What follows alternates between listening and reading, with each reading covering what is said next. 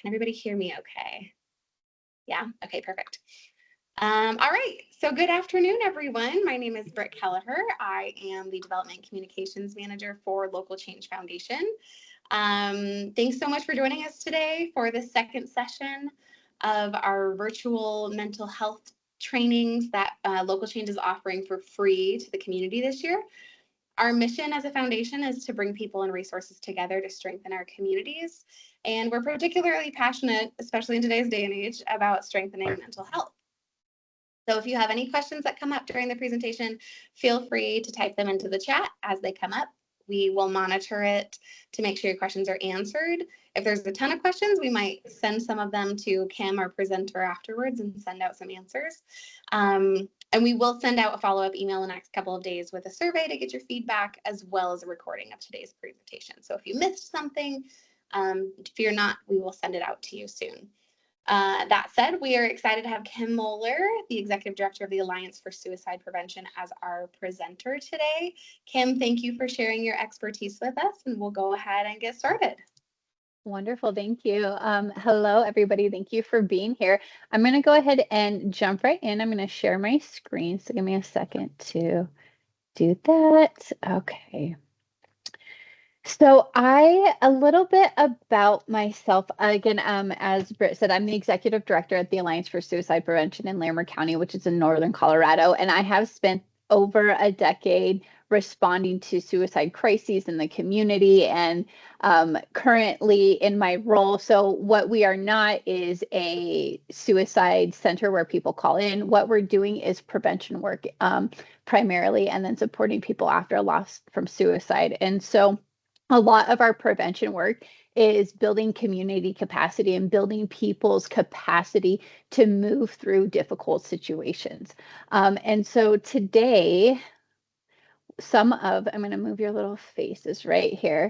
What I'm going to help you walk through is understanding what stress is, what it is not, what brings it on, and hopefully we can reframe your relationship with stress just a little bit, and then practice some coping skills, foster some emotional resilience. I'm going to take you through Kristen Neff's self-compassion survey so that you get an opportunity to reflect on how you hold stress for yourself. And then we're going to go through a personalized wellness plan. So hopefully you're going to hear stuff today that you are familiar with, but also hear some other things that might help you create space as you are, moving through life. So I want to make sure that we start out. And if you watched the webinar that we did previously a few months ago, some of this is familiar because we did talk about stress during that. But I want to make sure that we have common language as we're moving through this training. And so when I am talking today about mental wellness or how well we are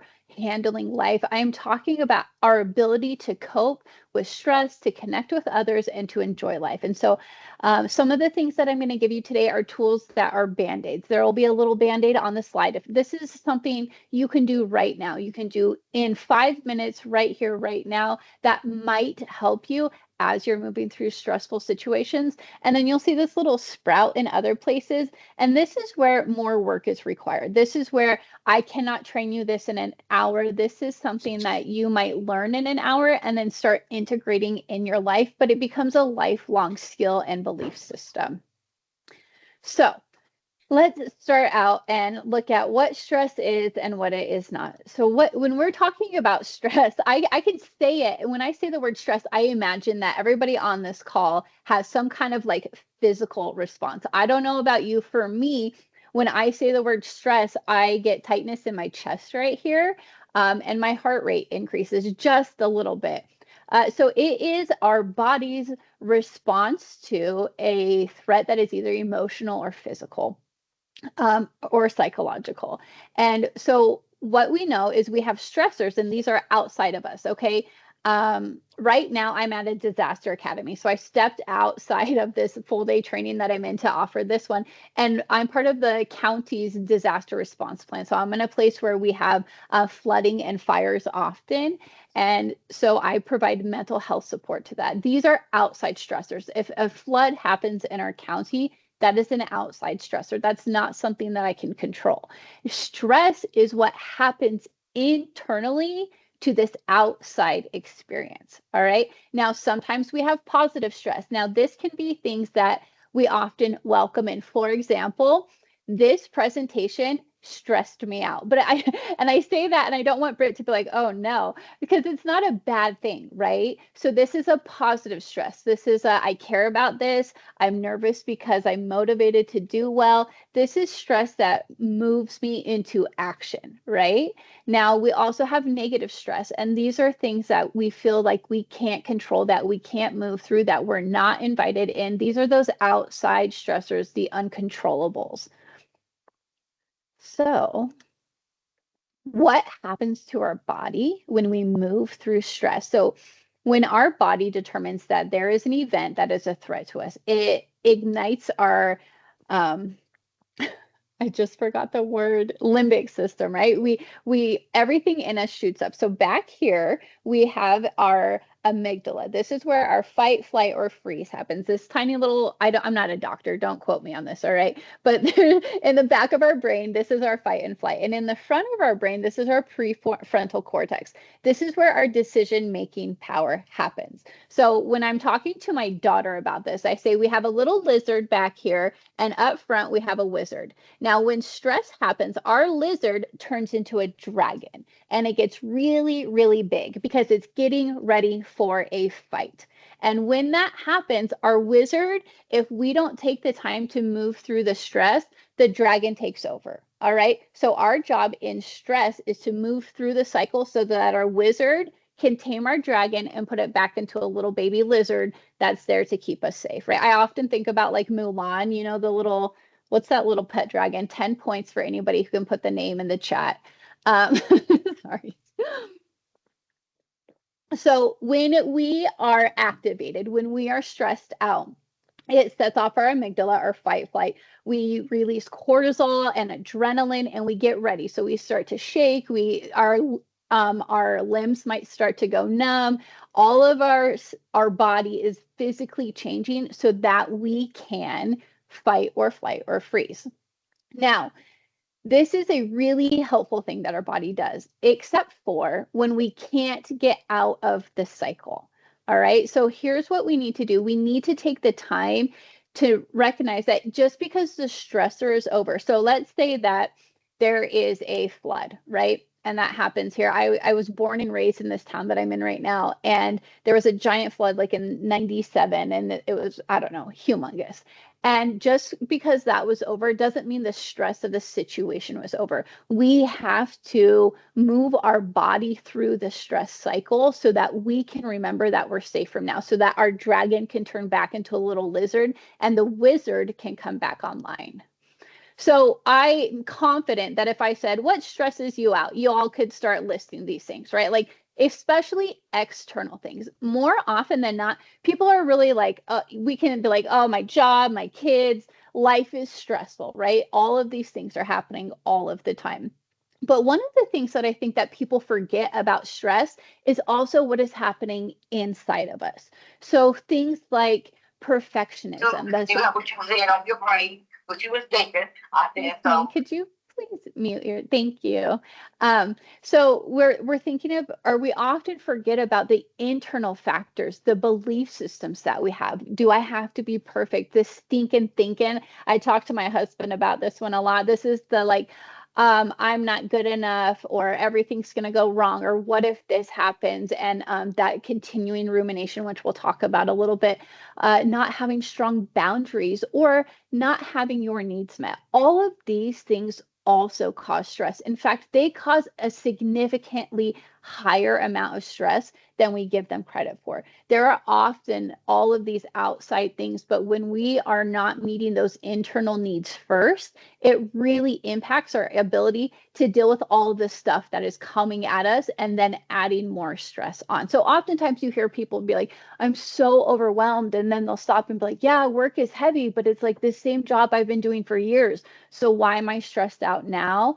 Oftentimes it's because of the internal experience that a person is having, that they're going through, and they haven't moved through those difficult thoughts, emotions, or haven't found ways to set those boundaries or get their needs met.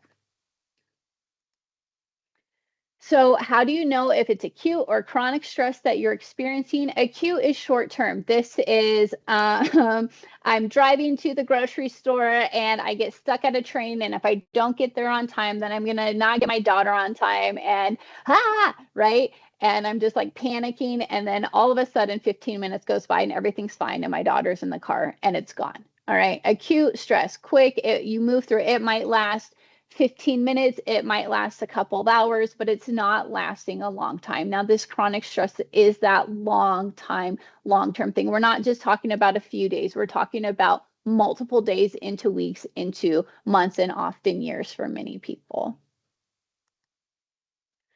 So let's take a second. Let's take a second, and I don't necessarily expect people to hop off, but if you want to unmute yourself and answer any of this, you can. But instead, I want you to think about stress as, when you hear the word stress, or when you, at the very beginning, I talked about it, is that it's not inherently bad. That sometimes stress can be good because, like we talked about earlier, that positive stress creates movement for us, right? And so sometimes I want stressors in my life so that I am moving through.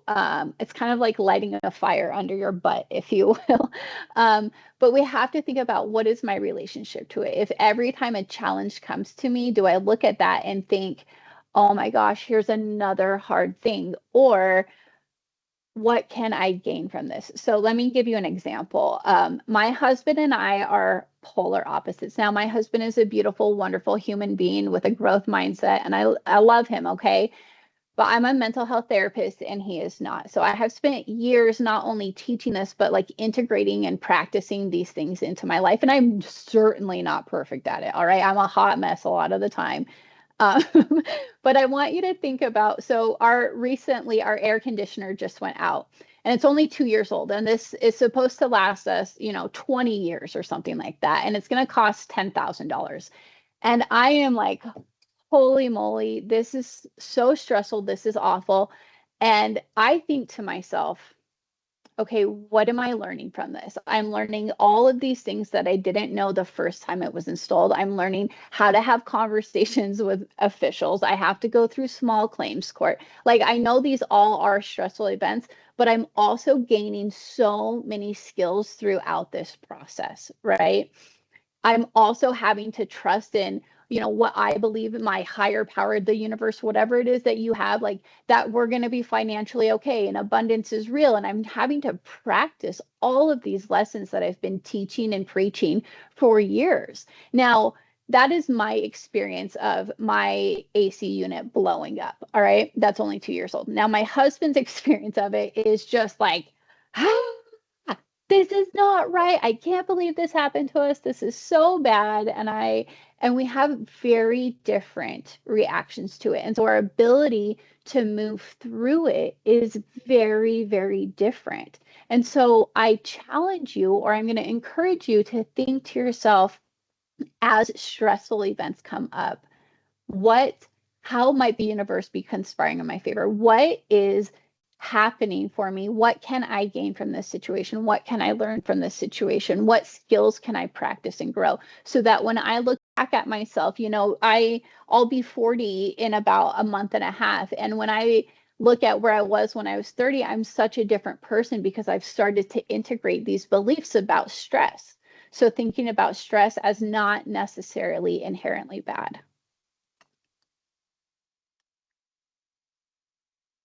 Okay. Now, Kristen Neff is a wonderful human being who talks about, how do we how do we hold stress ourselves, and what does that look like? And she did a study. She studied hundreds of people, maybe thousands. I'll fact check that. And what she found was that when people go into fight, flight, or freeze, and those heightened moments of stress, there's usually one or two things that happen. Now, nothing is black and white. Okay, so this is more of a spectrum, rather than it's either this or that. But oftentimes when people are in fight, what happens is self-judgment. And this looks like us attacking ourselves. I'm not good enough. I can't handle this. I can't believe that this is happening to me, right? I'm just attacking myself because I'm so stressed out. And she suggests that the opposite of that is self-kindness. So this is, I can do hard things.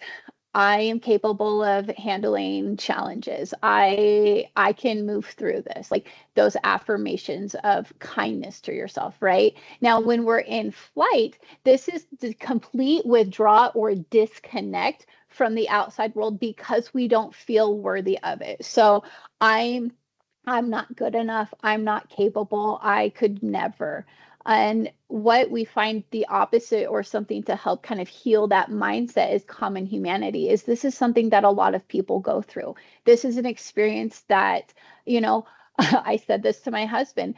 This happens to families all over the place. Like we're not unique in this situation. It sucks that it happened to us and that we're the ones.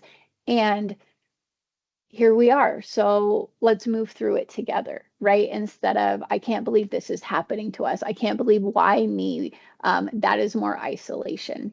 And then also, when people freeze, this is that rumination. This is in the cycles of the what ifs, worrying about the future, worrying about the past. If only I had thought to get that inspection. If only I had done this. And we just are stuck in the problem rather than moving forward or being present. And so Kristen Neff suggests that the opposite of this is mindfulness, is coming back to where are we now, which is here's the situation we're in. What is the next step that we have to do? What is the next best thing that we can do for our family? How can we respond to this company with compassion and be direct?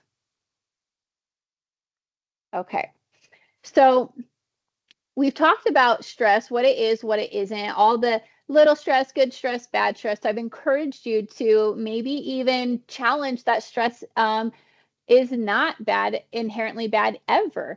And but here's what I do know is that we can process all of this in our brain. But if our body does not also move the stress, we can get stuck in it. So there is, I'm blanking on the author right now. Somebody I'm confident will know this and can put it in the chat. But there's a book called The Body Keeps the Score. And it's this idea that our body physiologically holds on to the stress. And so we need to move our bodies to complete the stress cycle. So physical activity like a 20 to 30 minute walking, dancing, it helps us metabolize the hormones, right? So it's that physical movement so that we can move out the cortisol and the adrenaline that gets our heart pumping and gets us ready to go. Something else that we're going to talk about is deep rhythmic breathing. I'm going to walk you through box breathing and talk about why I love it in just a few slides. We know that those social interactions, so the time where you just need to go and like word vomit all over your friend, there is a difference between thinking about all of the things that happened and holding it internal and saying it out loud.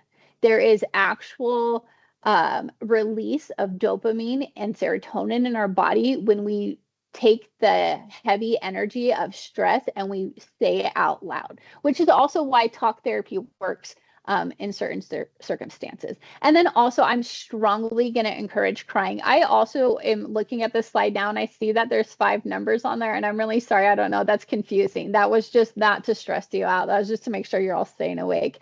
Um, but crying, I love crying. I'm not great at it. Okay. I got to be honest with you. Like, I grew up in a house where it's like, we don't cry. And so I still, even though I'm a mental health therapist, have a really hard time crying. But when I'm able to, I'm just like, and it's such a great relief. I really, really appreciate that feeling. I don't know if anybody out here does too. You know what I'm saying? Okay. Move through. We're moving. We have to move it through so that when we do those physical things, saying it out loud, breathing it, moving with physical activity, what we are doing again is that we are taking our dragon and our wizard is like, shh, and we're taming the dragon. All right. And that's the goal. So my question for you now, I'm going to stop talking for 3 minutes and I'm going to have you take out your cell phone. And what you're going to do is this. Now, before you do it, wait, because there's an instruction. I don't want anybody to get like spammed or pay for anything. Okay.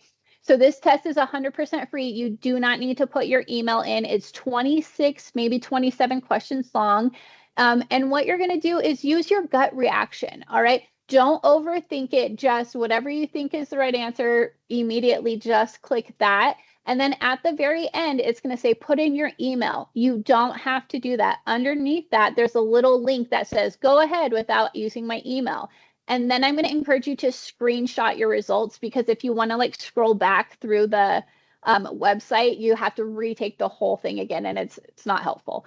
So let's take a second and see how we each hold stress. I'm going to start the timer at 3 minutes, and I'll call you back when it's over.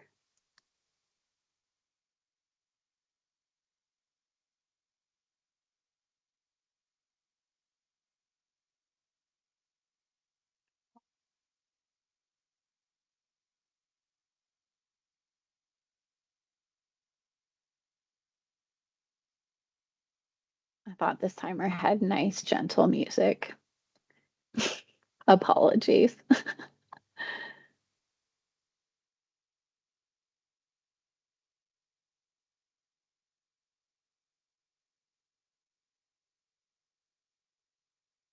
So to clarify for everybody who's watching, if you missed the instructions, you can scan the QR code and it will bring you to the self-compassion test. And there's a little thing at the bottom that says like carry on, and you don't have to enter information. It should be completely free. So that's what we're doing right now if you missed that memo. Thank you.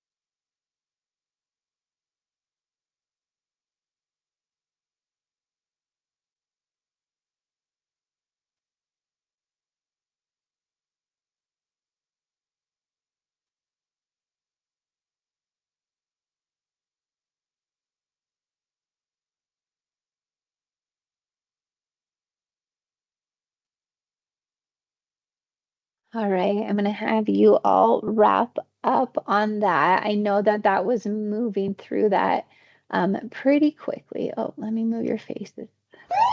Oh, that was aggressive. I did not know that was going to happen either. I am so sorry. That was stressful. Let's all breathe. um, so I hope that I realize we moved through that test a little quickly. I know some of you might still be wrapping up right now, but I really love I love this test, and I love the opportunity that we have to identify. I want to go back. There we go. I really love the opportunity that we have to identify where we are falling in these areas. But because once you know, right? So name the stress, or name the stress to tame the stress. Once we are able to better identify where we are, either maybe out of alignment or more into alignment, it's easier for us to start practicing and integrating those things.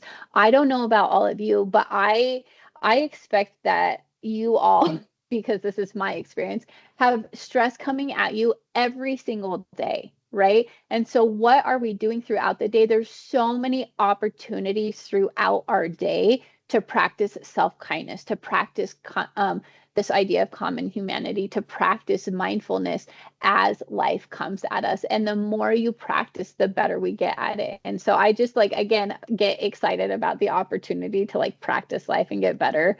Uh, all right, we're gonna not do this timer for the 5th time.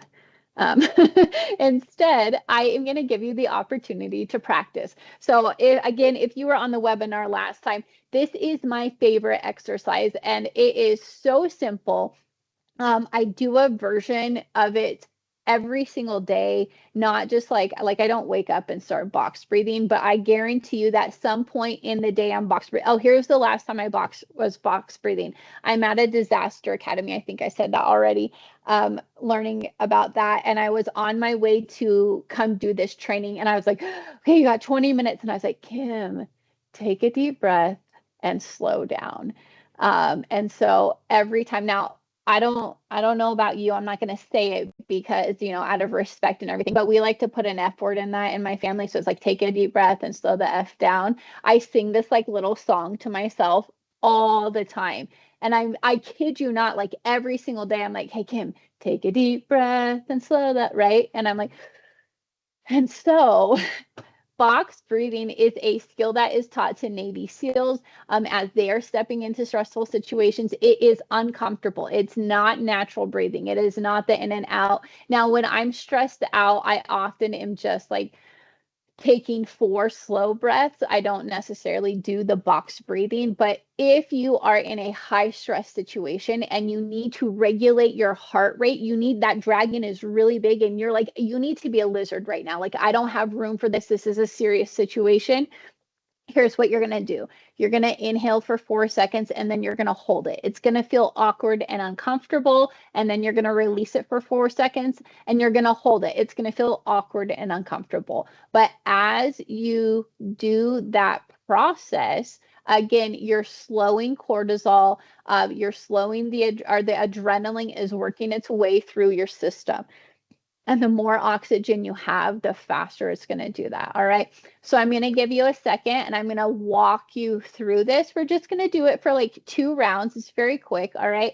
Just so that you can feel the rhythm of it. So you're going to inhale 4, 3, 2, 1, hold 4, 3, 2, 1, exhale 4, 3, 2, 1, hold 4, 3, 2, 1. Okay, one more time. I'm going to give you a second to like, oh, that was weird. All right.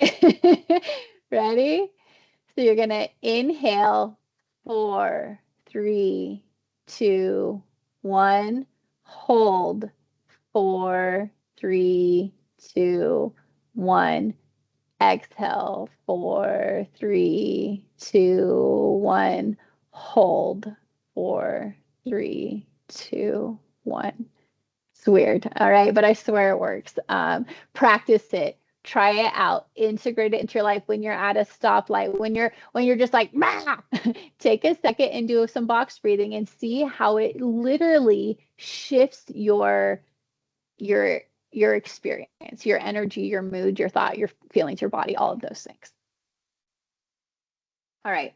Now, mindfulness is it's well, I have a video about mindfulness because I love it so much. And here's what I want to do: a few things. So, mindfulness and meditation, similar, not quite the same. All right, but well, I guess it depends. It depends who you're talking to. So, here's what it is not.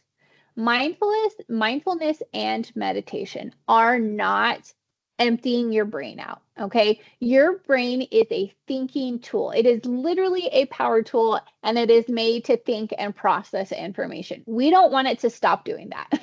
All right. What we want is to become aware of what we are processing, of what we are experiencing. And mindfulness helps us slow down, reducing stress because we're able to respond rather than react to all of those stressors that are creating the stress. All right. So again, we are not shutting off your brain. We are becoming aware of the thoughts that are going through it. And so when people say practice meditation for 15 minutes a day, it is not this, I'm going to go sit down like this and stop thinking for 15 minutes. It's I'm going to sit like this and become actively aware of all of the things that are happening in my head, right? And with the opportunity that the goal, maybe it depends, there's lots of goals for this, of calming the running thoughts that are always going there, right? Okay. So I'm going to play this video for you because I love this video as mindfulness as a superpower.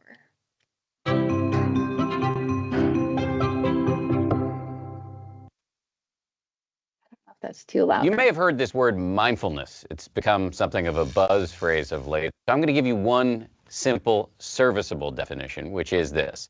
Mindfulness is the ability to know what's happening in your head at any given moment without getting carried away by it. Imagine how useful this could be. Just as an example, you're driving down the road and somebody cuts you off in traffic. How do you normally react? I think most of us, we normally react by having a thought, which is, I'm pissed. And then what happens next? You immediately, habitually, reflexively inhabit that thought. You actually become pissed. There's no buffer between the stimulus and your reaction. With just a little bit of mindfulness, in that same situation, you might notice my chest is buzzing, my ears are turning red, I'm having a starburst of self-righteous thoughts, I'm getting angry. But you don't necessarily have to act on it and chase that person down the road, screaming at them with your kids in the back of the car thinking you've gone nuts. Now, you might be thinking, don't I need to get angry sometimes? Aren't I justified? I would say yes, but probably not as much as you think. The proposition here is not that you should be rendered by mindfulness into some lifeless, non-judgmental blob. The proposition is that you should learn how to respond wisely to things that happen to you, rather than just reacting blindly. And that, my friends, is a superpower. How do you get it? The way to get it is through meditation. I believe that meditation and mindfulness are the next big public health revolution. In the 1940s, if you told somebody you were going running, they would have said, who's chasing you? But then what happened next? The scientists swooped in, they showed that physical exercise is really good for you, and now all of us do it. And if we don't, we feel guilty about it. And that's where I think we're headed with mindfulness and meditation. It's going to join the pantheon of no-brainers like brushing your teeth, eating well, and taking the meds your doctor prescribed for you. Let me just close by saying, mindfulness is not going to solve all of your problems. It's not going to render your life a nonstop parade of unicorns and rainbows. Nonetheless, this is a superpower, and one that is accessible by you immediately.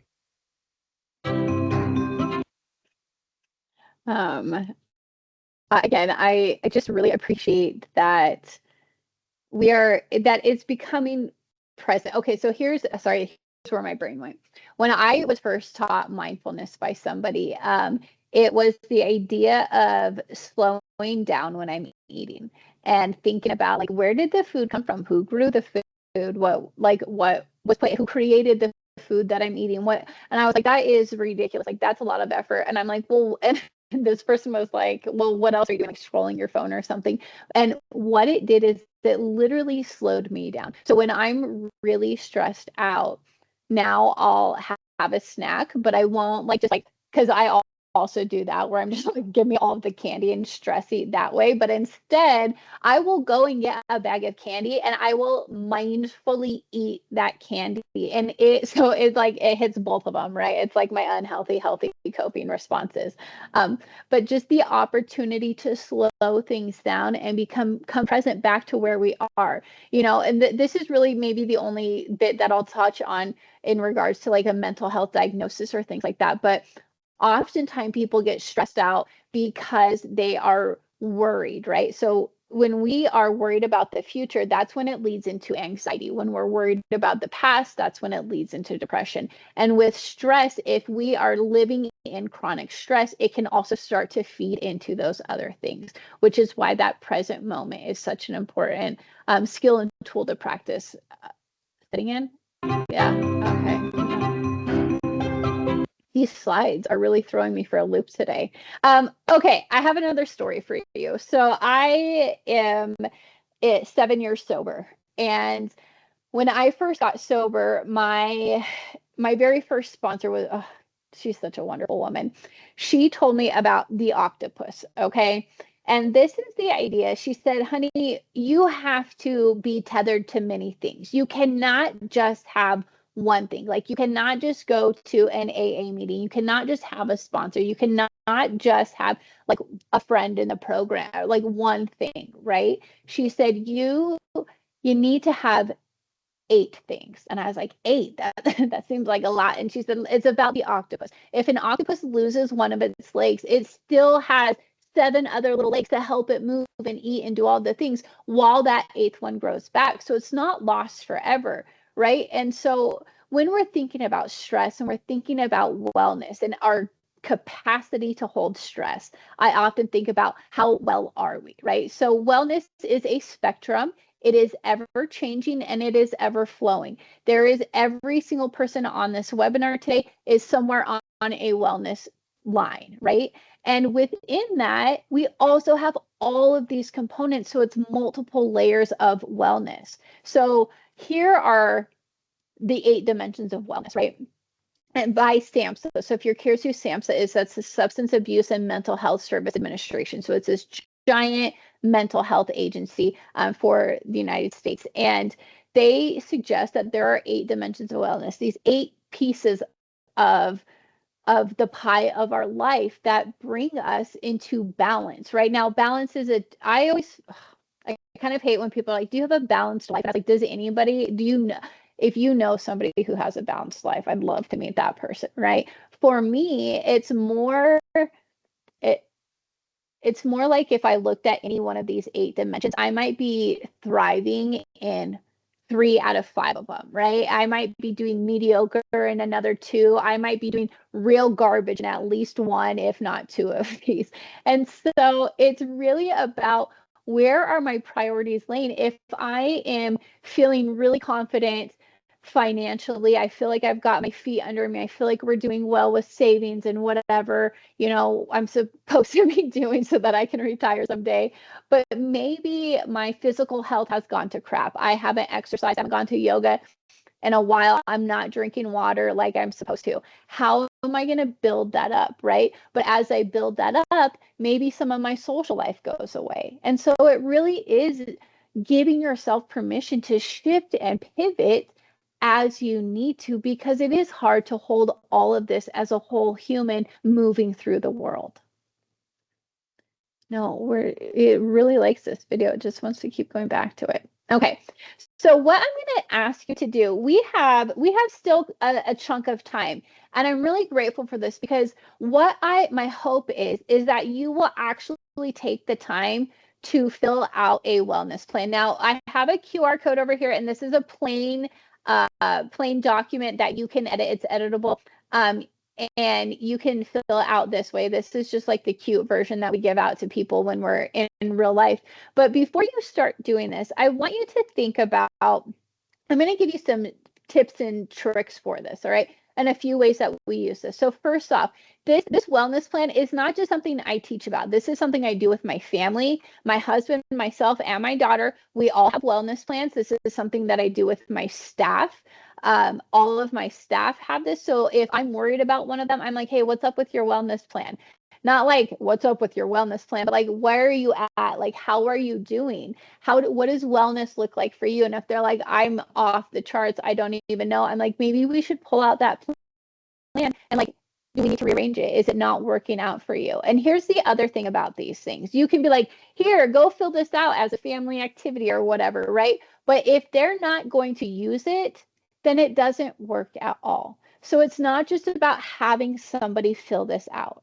It's about the intention behind it. What am I going to do with this? Am I going to practice this throughout my day? If I'm a person who wants to stress less in my life, wants to move through the world with a little bit more ease, what I need to do, in my experience, okay, my experience isn't true for everybody, is I need to invest in it. I need to take the time to think about these things. I need to start practicing these things throughout the day, throughout the week. And some days are better than others, right?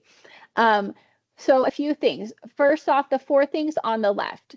If you find that you are writing something like going for a walk in every single one of these squares, that is awesome. That is your top coping skill. So a lot of times people are like, I'm just writing the same thing. And I'm like, great. Now you know what your favorite coping skill is. That is an awesome little thing, right? Now over here with who will help me carry the load, this could be a number of things. So for me in my life, this is my deputy director. So if something happens at work and I'm the person in charge of everybody in the whole organization and something happens, I need somebody who can take over work for me so that I can close the door, close my computer, and go tend to my family, right? This could also be my husband. When I come home and I'm like, I can't cook dinner for our family, I can't do anything because I need to go curl up and cry in the back room or go watch a movie in the bathtub. Like, I can't do life anymore. I need you to do it, right?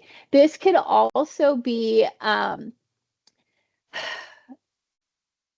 a lot of times people think, well, who's the person that you're going to call into in the morning? Now, here's the thing. I can wake up my husband at 2 a.m. if I'm not sleeping. I can call my sister. I can call my friend. But the truth is about me, I'm not going to. And I don't know about you, but I find that this is true for a lot of people. It's like I have these people, but it's going to take like an act of something big for me to actually do that. So who's going to help me carry the load when I need it carried, but I don't want to bother the people in my life who will carry it for me? That's when I put 988 on there. That's when I put these other resources, which I'm going to teach you about in a second. Okay. So please don't stress about that. But these are the things that I want you to think through. So this isn't just a quick, oh, I can fill that out quick and simple, blah, blah, blah. This is an actual practice of integrating these things into your life. And then one other thing that I will point out is how can I be of service to others? The number one protective factor against suicide is having a trusted human in your life. The number two protective factor against suicide is having opportunities to be in community and be of service. If you are having a hard time, try tending to somebody else's problems instead of your own. I say that with like love and a little bit of humor, but seriously, you will be surprised at how quickly your stress reduces when you are focusing on somebody else's problem, when you're present with somebody else's rather than stuck in that fight, flight, or freeze. So being of service is a great opportunity, even if it's like, I'm going to go, I don't know. You all know what that means. Do the dishes for somebody or whatever. Okay. So I'm really going to encourage you to take the time to do that. I'm going to move forward just for the sake of time. I thought we had more time and then I started talking. And so I don't know. But as you're moving through that wellness plan, if you find yourself in a state of unwellness, right? Some people are like, how do I know? How do I know when the stress is too much? Like, how do I know when like my wellness plan isn't working anymore for me? And so I invite you to this very cheesy saying that the millennials just destroyed. I think it was the millennials that put live, laugh, love on everything, on every water bottle. I'm sure it's in somebody's house still to this day, right? I love this saying because for me, it is a quick, fast way to do a mental wellness check-in. All right. So live is our ability to do daily activities. Can I go to school? Can I go to work? Can I feed myself? Can I shower? Can I do the things that I need to move through the day? That is live. Laugh is my ability to find joy in the world, right? And so I don't necessarily mean like running around like rainbows and sunshine coming out of you all the time, but finding purpose, finding joy, having that reason and having that connection, right? So what is your ability to connect look like? And then love is, how are your relationships? Most importantly, with yourself, right? So are you having difficulty living, laughing, or loving, doing daily activities, finding joy, engaging in satisfying relationships? If you are having difficulty with any of those three things for at least 2 consistent weeks or longer, then it's definitely time to reach out for somebody and get connected to care. Now, this is the best resource that I can give anybody in the United States because they can connect you to whatever your local resources are. So 988 is the National Mental Health Helpline. You may have heard of it being branded as the National Suicide Hotline. That is also true. They rebranded it to the National Mental Health Helpline, though, because people thought the only person who could use this hotline is somebody who's suicidal. That is not true. In fact, the most common call that they get on 988 is somebody who's experiencing emotional or mental distress, somebody who's having a really hard day and needs to talk to somebody about it. That's the number one call that they get. The second most common call that they get is somebody who's calling because they're worried about somebody else and they need resources. This could be an employer calling because they're worried about an employee. This could be me calling about my husband. This could be me calling about my daughter. This could be me calling about my parents. You know, I'm worried about somebody else and I need to get them connected to care. I want you to know that we share this hotline out at my organization, but we don't just share it out, we actively use it. So I have one last story for you, and then I want to save some time for questions. And then if we have extra time, I would strongly encourage you to do a wellness plan or call or text 988. So, okay, 988, I was having a few years ago, so somebody that I love dearly has chronic suicidality, just really wants to die often. And I'm the suicide lady, right? Like I do suicide prevention for the last 15 years of my life. And people kept being like, fix the situation, make him better. And I couldn't. And it was devastating to me. And I didn't know what was going to happen. And I just felt so overwhelmed. And I dropped my daughter off at school and I just start weeping. And I was like, I got to call 988. So I call 988 and I'm this is 100% true. I swear it. This woman answered the phone and she was like a magical unicorn sent to me. I mean, she said everything that I needed to hear. She was like, let it out, girl. I spent maybe 15 minutes on the phone with her, just like crying and like being validated and giving some coping skills and breathing.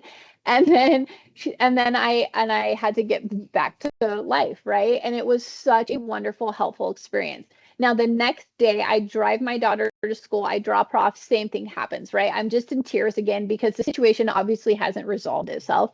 And I was like, all right, I'm going to call 988 again. So I called again. Now, this time I did not get my magical unicorn. Instead, I got like a donkey. Okay. Now, I love donkeys. Okay. They're great. They have a purpose. Okay. But here's the thing. This was not my person. All right.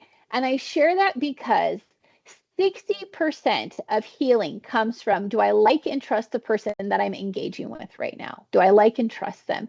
If you call 988 and you have an experience where you're like, this isn't doing it for me, here's what I want you to do. I want you to say, thank you so much for what you do. I appreciate your time. I'm actually doing okay. And hang up.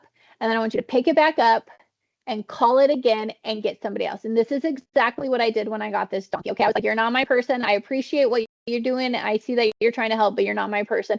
Hung up, called back. I did not get my unicorn again, but this time I got like a stallion. All right. And it works for me. Again, I share that because I want you to know that this is not a perfect system. Sometimes people will call and not have a great experience, but that's because there's another human being on the other end.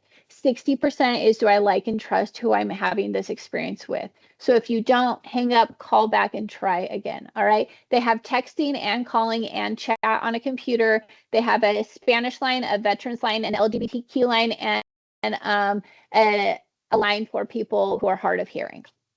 And they can connect you to local resources. Okay. The last thing I'm going to ask you to do is literally, since you're not on camera, give yourself a hug because it actually makes you feel better. All right. Thank you so much for your time and attention today. I'm happy to answer questions. We have about 10 more minutes left. I'm also, if you're like, I don't have a question, gonna come back to, here's what I want you to do. Either fill out that wellness plan or call or text 988. And here's the last thing I promise, and then I'm done after this. If you practice calling 988 or texting them, and when they answer or you're on text and you go through all of the prompts, and you get a person. When they answer the phone, I want you to say, I'm just testing this out. And they're going to go, cool, no problem. Do you have any questions? Thanks for calling in today. And if you do that, you're 85% more likely to use this if you're experiencing a crisis. And a crisis can be anything. I'm having a really stressful day and I need somebody to help me regulate my nervous system. I need to move the stress cycle out. All right. This time, that's for real. That's all. Thank you so, so, so much. And I'd be happy to answer any questions if there are any. Awesome. Yes. Larry, to answer your question, we will be sending out a copy of this recording and the presentation to everybody who registered. Awesome. Well, thank you, Kim. I'm going to leave it open. We also have the Q&A feature activated. So if you go up to the top bar or on your phone, I think it's the bottom bar, there is a little Q&A thing, and you can ask a question anonymously in there if you would like. But yeah, or you're also welcome to just put it in the chat if you have any questions. But to answer that one again, yes, you will be getting a copy of this presentation and the recording. So I just wanted to say thank you while we're letting anybody who wants to ask a question. I took some notes of some of my favorite things. I loved the part where you said, how might the universe be conspiring in my favor? I feel like oftentimes when we are really stressed, we think typically more negatively than positively. So I feel like that's such a good reframe of thinking, like, how can this be a positive thing? Like, what can I learn from this? What can I implement? I loved the crying as a form of stress relief. Unlike you, grew up in a household where it was very much encouraged to cry. There was a lot of crying in the house, but my partner was raised in a household similar to yours, it sounds like, and he's not a big crier. So it's kind of a joke at this point where I'm constantly like, it's okay to cry, and like I like encourage him to cry more often than he wants to. Yes. Okay, Kathy, is there a link to the second QR code? Kim, is there any chance you could go back to yes, the wellness absolutely. QR code? There sure is. Actually, I will let me. Oh yeah, you have a link I do have a link. Let me get it for you. Give me 1 second and I'll get the direct link. Thanks everybody for your patience. Everybody else pops in. I really love the name the stress to tame the stress. I feel like that is such a helpful thing. I feel like sometimes when I'm feeling really overwhelmed, even if I just write down like a to-do list, I feel like having it in there is incredibly helpful. And then I really loved the take a deep breath and slow the F down. I sing it in my head. My husband and we sing it to each other when we can tell like somebody's running to get, like, I got to get the keys, I got to get the whatever. And it's like, hey, take a deep breath. Na, na, na, na, na. Like it's a whole thing in our house now. But yeah, it's really, it's a helpful little tools like that. It's amazing how they change.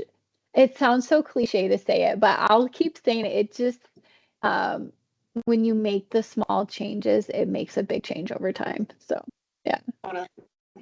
Totally. One more thing too, I would love to just hear from folks. If you're listening to this, and you like had it on in the background while you're getting some work done, I've been there before. I totally understand. No shame in that game because I am that person. But I would love to hear in the chat if you had an email. Like I know I jotted down some notes of some of my favorite parts, but I'm curious from any of you listening if you could share in the chat something that stuck with you, or something that can share that you want to try, or either the Band-Aid or the belief that you think you can incorporate in your stress toolkit, or even better, if there's something in your stress management toolkit that you didn't see today that you want to share, because I feel like this is one of those perfect opportunities to, like, this is how we learn so much from other people, right? One of the things that I do, which I know 'tis the season, is gardening. I immediately feel calmer, especially now in the morning. I'll wake up and before I try really hard before I check my phone. Obviously, I turn my alarm off, and then I try to like go out in the garden, like look at the plants before I actually spend time on my phone or checking my email or anything. And it immediately calms me down. It really helps me with my stress management. So I'd love to hear if anybody else has anything. Are you a gardener, Kim? I live in a condo, and so I don't. My mom has the most beautiful garden. That woman, and my husband can keep plants alive, which I cannot. So I love the idea of gardening. but it's not something that I get to do.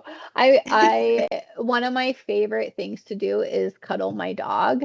There is so much research behind your pets and engaging with your pets when you're stressed, overwhelmed, anxious, tired, all the things. There's so much. So yeah. Totally. I puppy sit a lot, and I absolutely love the weeks that I have a dog that likes to cuddle, because I watch a couple that cuddle, but the ones that do, I immediately feel better. Yeah. Okay, the second link. So Kathy, it's in there. It's the Google Drive one that Kim just shared. Let me know if I'll send it again, and let me know if that does not work. You should be able to click on it. I clicked on it and it opened, and it's just a Google Doc of the, got it. Okay, perfect. Okay. Well, it doesn't look like anybody's got any questions, so I think we could probably wrap up a little early and give folks some time to go finish that wellness plan if they want to do that, or reach out to 988. Any last minute thoughts, feelings, violent reactions? Now is your time. Speak now or forever hold your peace.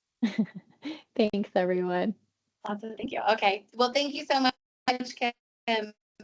Once again, thanks everyone for joining us.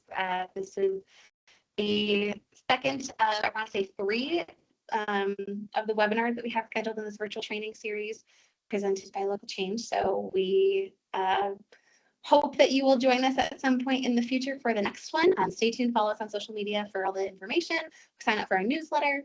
Once again, our mission is to bring people and resources together to strengthen our community, and this is one of the resources we think is valuable. So let us know. And like I said, we'll be sending out an email with a survey to actually get your feedback on this. So we'd love to hear your honest opinion, even if you do have violent reactions.